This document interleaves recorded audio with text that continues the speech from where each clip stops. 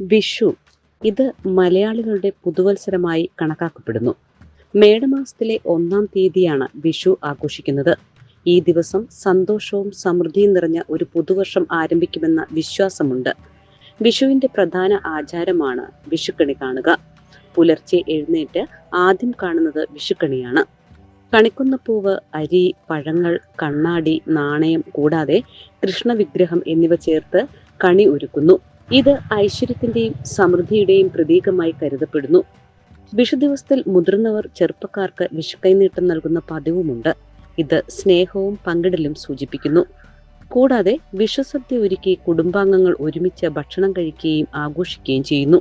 വിഷു മലയാളികളുടെ ജീവിതത്തിൽ സന്തോഷവും ഐക്യവും സമൃദ്ധിയും നൽകുന്ന ഒരു പ്രധാന ഉത്സവമാണ്. കലാപരിപാടികൾ, കായിക മത്സരങ്ങൾ, നാട്ടുപറമ്പിലെ ആഘോഷങ്ങൾ എന്നിവ ഈ ദിവസത്തിൽ നാട്ടു സാംസ്കാരിക ഐക്യം വളർത്തുന്ന ഒരു വലിയ ആഘോഷമായി കണക്കാക്കുന്നു. വിഷു ഒരു കാർഷിക ഉത്സവമാണ്. പുതിയ വിളവെടുപ്പിനും കൃഷിയുടെ തുടക്കത്തിനും അടയാളം.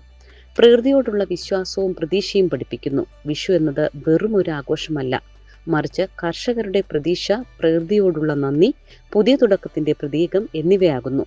നന്ദി പ്രിയ പ്രേക്ഷകരെ.